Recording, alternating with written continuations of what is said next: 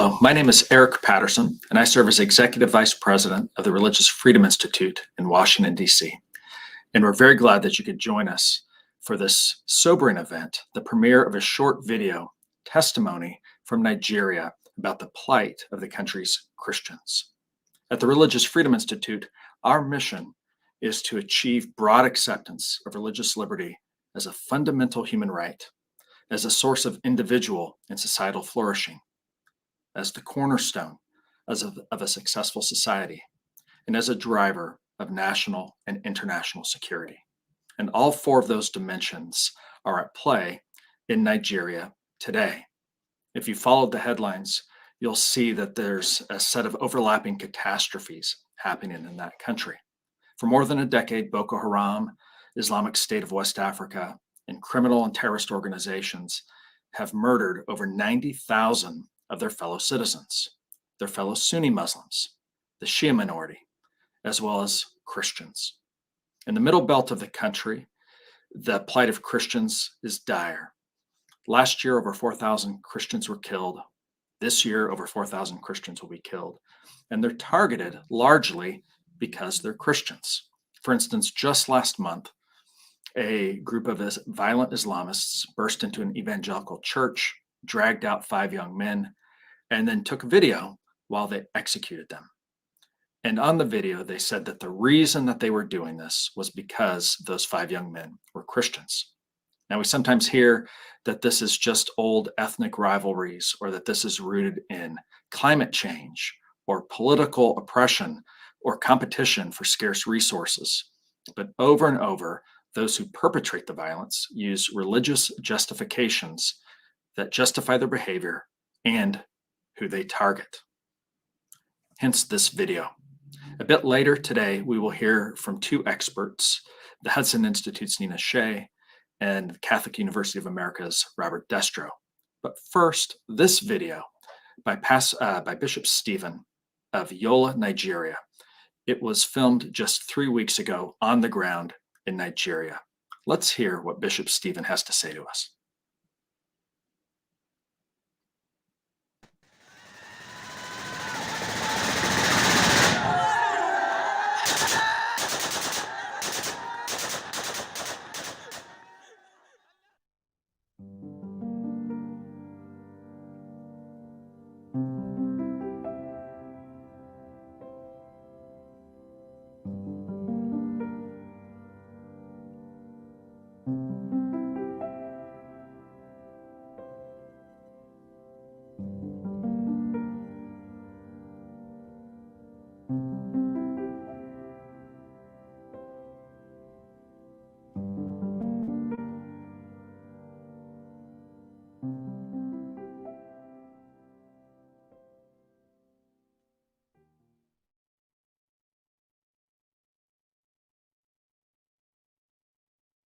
Yola Diocese is located in northeast Nigeria, where we have had the challenge of Boko Haram at certain stage between 2014 and 2015.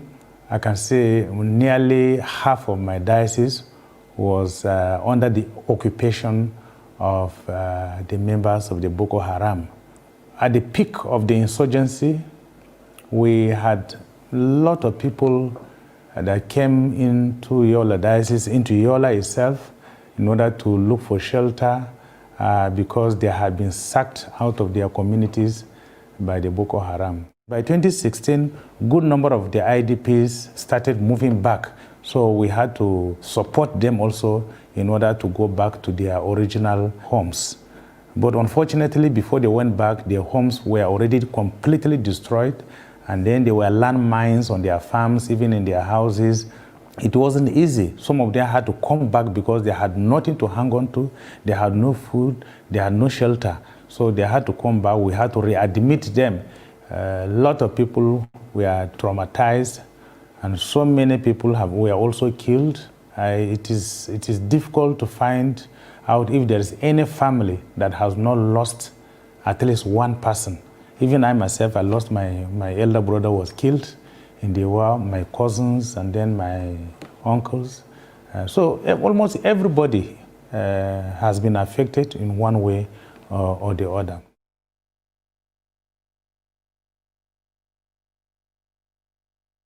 The violence now, even Boko Haram, ISWAP, the bandits, all of them now are teaming together to use violence, and particularly against Christians.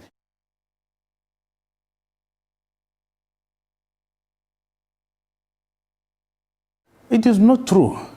The headers, I can say, they are under the cover of Islam. And if it is just conflict over resources, why should they go during the night to go and attack a house and kill everybody in the household? That is not farmers and headers crisis. You are sleeping in your house, you are not even on your farm, somebody will come into your house and then kill you and then burn your house. That is not conflict. It's between farmers and headers. What is the economy there? There's no economy that they have conflict over. It is just that because they are Christians.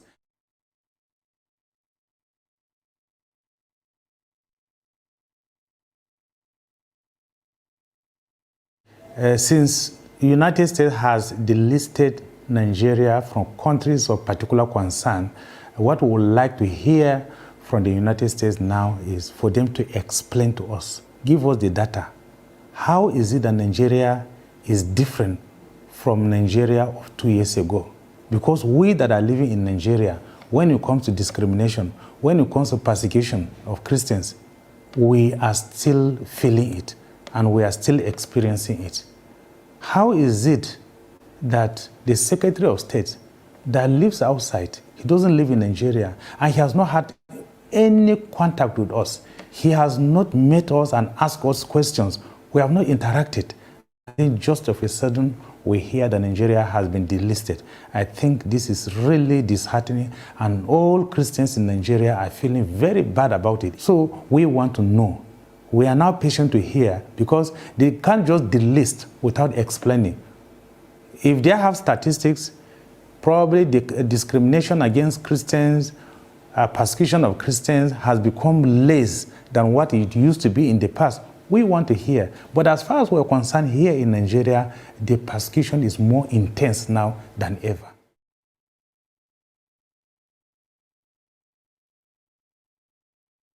Nigeria, we are experiencing more violence than ever, especially under this administration of Buhari.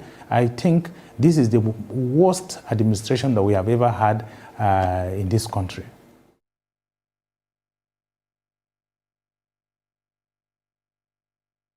My message to my dear brothers and sisters, Christians all over the world, is that we want you to support us in your prayers. We want you to pray for us, because we are living in a very, very difficult situation. Without your prayers, we may not be able to survive it. Whatever way you can support us in order to strengthen our faith so that our faith will not fail, I think will be very, very appreciative. And definitely God himself will bless you, because we are ready in order to die for our faith.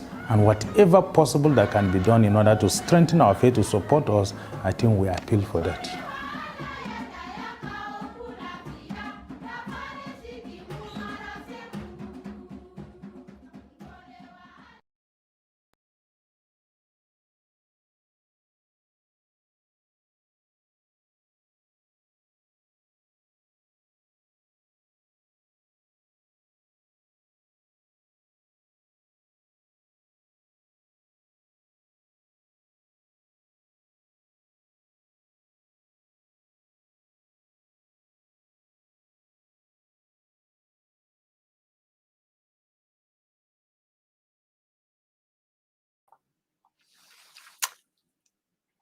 That was a very powerful and moving video. Now we're going to turn our attention to a couple of experts on Nigeria and international religious freedom. The first is Nina Shea. Nina Shea directs the Hudson Institute's Center for Religious Freedom. She is a former vice chair of the U.S. Commission on International Religious Freedom. Nina, thank you for joining us today. Thank you, Eric. It's a real honor to be part of this program. It's an extraordinary, brave statement by the bishop. The Secretary of State, Assistant Secretary of State, Molly Fee, in the U.S. State Department for Africa testified recently that the reason why the United States withdrew the CPC status for Nigeria was because of legal reasons. That there was a legal reasoning, rather, that it didn't meet the criteria that the government either was engaged in this persecution or even tolerated it. Now, when CPC status was given, Ambassador Brownback at the time explained in testimony that it was because President Buhari of Nigeria had done next to nothing, little or nothing, to stop the violence. And indeed, he hasn't. And instead, the State Department parrots Buhari's line in a severe case of clientism, saying that he hasn't been involved. They don't address this issue of that he hasn't taken action. And not only hasn't he taken an action, and also, by the way, state has ignored USCIRF's recommendation to make it a CPC. That's their advisory panel that I was on for 12 years, U.S. Commission on International Religious Freedom. But Buhari has ensured that there would be impunity by appointing Northern Muslims to all the major posts in the government, to the important posts in the three branches, the top heads of the Supreme Court and the two branches of the legislature, and also the Army and the Navy, the top posts, and to a number of ministries, customs, immigration, and so forth. So he's ensuring that there is no accountability for this kind of violence. The Fulani are considered to be the largest perpetrators at this point, militant Fulanis, not all Fulanis, but militant Fulanis, yelling Allahu Akbar as they enter Christian villages and slaughtering their innocent civilians, are said to be the largest source of violence for the Christians at this point. And as you said, killing thousands last year and this year, tens of thousands in past years, and trying to basically clear the area of Christians. They are targeting Christian villages with impunity, without any accountability, with any investigation or prosecution. And Bernard-Henri Lévy, the French secular philosopher, was in my office last month with his own film of some of these depredations, just incredibly hard testimony to watch of the victims who have been mutilated and lost loved ones because of these atrocities. And he said that he has found evidence that Fulani have actually been trained by Boko Haram. So you see this collaboration between criminal gangs, as they're called, but they're really cartels that have an ideological influence and are acting in collaboration with the Islamist terrorist groups in the Northeast. And you see that spreading.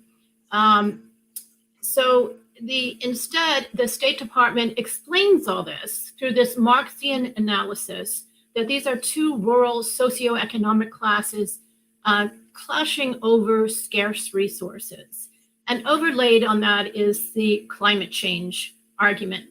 What this did, and the U.S. Ambassador Mary Beth Leonard told a delegation of religious leaders in the United States that this is not about religion, that this is about scarce resources. This is a resource problem. So what this does is exculpate those committing the crimes and leaves Buhari off the hook. He does not have to do anything in the short term. He can't do anything in the short term about climate change if this is a climate change problem. So this will continue as long as the United States take this stand. Journalists who have tried to report about this, Nigerian journalists, of course, it's very dangerous to go into these areas. The place is falling apart, as even the Council on Foreign Relations acknowledged that the giant is falling, meaning Nigeria is the title. A journalist is actually in prison today, Lucas Bidiat, for Epoch Times for trying to report about this a month ago.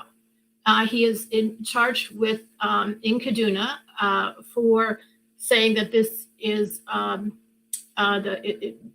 quoting a congressman saying that the security minister there is weak in Kaduna, and he's charged with a trumped-up cyber stalking charge. You know, the kind of charge that was created to stop phishing, internet phishing by Nigerians.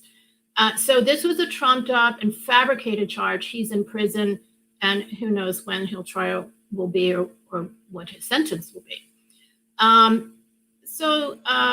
This is now at the point where we're seeing a growing, spreading, bloody disintegration of northern Nigeria across many states. And this is America's most important partner in Africa. Nigeria has the largest population, the largest economy, we're its largest donor, and it will destabilize the rest of Nigeria if this is not got under control, and will radicalize Nigeria, and it will create incalculable human misery and affect the rest of the continent. In the end of the day, this is a national security threat that we are missing, that the United States is completely missing. And it shows the interconnection of religious freedom and security in our own interests, as well as our highest ideals. It's a betrayal of all of that. So I would recommend, and I'll just wrap up quickly saying that I recommend that the administration revisit this, speak to Christian leaders. They did not do so before the CPC designation. They met with one reverend afterwards, but not before, and get informed, and especially look into Buhari's utter failure to prosecute and stop these crimes, especially in the Middle Belt, where this is where there's every indication that he's acting to appease his base or to please his base in these northern Muslim tribes. So I'll just end it there. Thank you. Nina, thank you very, very much for that. And in a few moments, I'd like to come back to you and ask you about what can be done, what steps can be taken. But for now, let's turn to our next guest, Robert Destro. Robert Destro serves in the Columbus School of Law at the Catholic University of America. He's had a distinguished career in public service, most recently serving as the Assistant Secretary of State for Democracy, Labor, and Human Rights. Bob, welcome. Thank you for joining us today. Well, thanks for having me this afternoon. And I have to say, having been on the ground in Nigeria last year, having been in the conversation with Secretary Pompeo and Ambassador Brownback and Ambassador Pham last year, when we discussed the CPC designation last year, there was no question in our minds that Nigeria richly deserved to be on the list of CPC. But we heard exactly the same argument that Nina was talking about, is, well, they don't meet the legal definition. Well, I can't tell you how many conversations at the State Department we had about these legal definitions, and not just about Nigeria. The question is, when a Secretary of State or the department calls out another country for its behavior, that's not a legal question. It's a legal question if we go to court. It's a political question if we go up on the podium and remark on it. And so the question has never been, is there some legal definition, is there some crime that the Buhari government is committing? I'm quite sure there are, but this is not a court of law. We're trying to figure out politically what to do. So let me talk a little bit in the time I have about the narrative. And I think we need to understand very carefully that we have a very carefully constructed narrative. I had this discussion personally in my office at the State Department with Ambassador Leonard, where she went through the whole question of climate change and resources. And I said, but what if it isn't? What if it's also religious? Well, they don't want to talk about it. I mean, that is the received narrative, and they're going to stick with that come hell or high water. Now, the problem is that even if we assume that the climate is changing, that it still doesn't explain what's happening in Nigeria. The fact of the matter is that that there's a history of Nigeria where the Fulani and others from the Northern Kingdom dominated the whole country at one point. They're reasserting that dominance now. So it's just like trying to understand the history of Europe without understanding the history of the different European countries. And I think that's one of the problems that I think people at the State Department and many other places have, is they don't understand that Africa is just as ethnically divided as many other places are. And it's not a pretty situation. Those are part of the facts on the ground. They also don't want to know. They don't want to know what the facts are about ISIS and Boko Haram and the geopolitics of West Africa. We are told that if we raise questions about Boko Haram and ISIS and the role that the Turks and the Emiratis and others are playing, that we're Islamophobic. We're not supposed to look. And you always know that there's going to be a human rights problem when there are certain things you're not supposed to look at. And this is one of them. And so, and we, at the end of the Trump administration, we're putting together a package where we can actually go measure the violence, picking about 10 or 12 local government units, trying to get a sense of what's happening there, what people are doing, what kinds of crimes are being committed. The first thing that the incoming Biden administration did was cancel the project.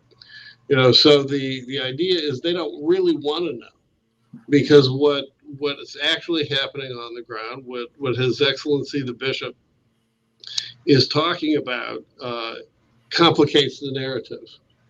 And so I'll stop there and then let you ask questions. But I think we need to come to grips with the fact that the State Department is hostile territory. The Buhari administration owns the embassy hook, line, and sinker. And I don't think they're really giving serious attention to what the United States geostrategic interests are in the region. Bob, thank you for the comments. And there are many, many people around the world, particularly in Western capitals, who've been watching this. I think about people like yourself. I think about in Britain, the All Parliamentary Working Group has published on this. The current Special Envoy, Fiona Bruce, and the previous Special Envoy, Raymond Chishti, have carefully studied these matters. So let me ask you first, Nina, and then Bob, what is to be done? Let's say that Western governments in particular were energized for action. What should be done? What can be done? The State Department is fudging the facts. This is something that former Congressman Frank Wolf and all of us were very concerned about at the time that the International Religious Freedom Act was being drafted. And for that reason, did not make the sanctions mandatory, like in the Human Trafficking Act, and had a range of actions that you could do in response to CPC designation. And, a mild one is a démarche, a diplomatic protest or objection. So this is just inexcusable. This is a false, phony excuse for not making that, for not re-upping CPC for Nigeria. As Bob said, there is no legal definition, and they say it's legal reasoning, but it's simply a refusal to publish the facts. And that has led me to believe that the most important thing we can do, and we can do this from the private sector, and we should keep pressing our government to do it, is to document exactly what's going on with the villages, these Christian villages that are relentlessly, continuously, and severely being assaulted with atrocities by armed Fulani herdsmen. And what follow-up there's been to those attacks. There was a 5-day attack back in August in Kaduna, where there has been total impunity. We should be documenting this carefully, each incident. We should keep pressing the government to do the same, and keep it in front of the public. So I think that is one of the most important things we can do to bring moral pressure and to show the falseness of the State Department's position. Also, we should press the United States, and Congress could be an important actor in this to stop funding the Nigerian government, to use our leverage, the power of the purse, to stop funding various activities, especially those related to things that are not working in the security field in that area of across northern Nigeria. So I would say those two things, documentation and using our leverage as the largest donor to foreign aid to the government of Nigeria to stop funding Buhari. It is not only a democracy. Hopefully the next election, he will be elected out. I think it's in 2 years. But the Nigerian people have to know. So many times I've talked to Christians from the south of Nigeria who are unaware of what's happening even in northern Nigeria because of these laws and the policies to shut down reporting within the country on it. Nina, thank you very much for that. And Bob, what should be done? Well, I second what Nina has to say in terms of documentation, but I'm not sanguine that better lists of body counts are going to help us. I do think that that one area that we have not really tried very hard in is to identify the private sector companies that are working in Nigeria and start to take the battle to them. Because for the Buhari government, this is all about money. And if I learned anything in the State Department, it's that the people who are really savvy about getting things done within the department bypass the Foreign Relations Committee or the Foreign Affairs Committee, and they go directly to the Appropriations Committee, because that's where the foreign aid gets made. That's where the decisions get made about how much to give and what to give it for. And I think we need to get much more savvy about targeting that pressure. The documentation is important, but the amount of the body counts are already well known to the people in the State Department. They just describe, as Nina pointed out very well, they say, oh, it's just climate change. Well, we know that even if it were climate change, it doesn't explain the Turkish and Emirati and ISIS involvement. That if it were climate change, it would be an easy problem to solve. But if it's international terrorism and the geopolitics of the Islamic State, then no amount of even foreign assistance isn't going to help that. If Nigeria comes apart, everybody, the Europeans and we and the rest of Africa, are in very deep trouble. Well, Bob and Nina, that's some wise counsel for us and also for those who care deeply about Nigeria. I heard you mention prayer, and certainly prayerful people should be praying for the peace of Nigeria for all of its citizens, because even if one is in the majority beating up on a minority in some place, that type of lawlessness is negative over time for everybody. And Nigeria is rife not just with terrorism, but also with criminality. For average citizens, they can certainly contact their government officials and say, Nigeria matters to me. The plight of Nigeria's citizens, its Christians and others, it matters to me. And it would sure be nice if Western governments saw the long-term peace and stability of Nigeria rather than the short-term working with this government. If they saw that in their interests, and we could bring along other West African, other partners into putting pressure on this government. And so often that's the bottom line, is where the buck is, isn't it? Well, thank you very, very much for this. And my deep and sincere appreciation to Bishop Stephen of Yola, and to the organizations that brought this video to light for us today. Thank you for joining us.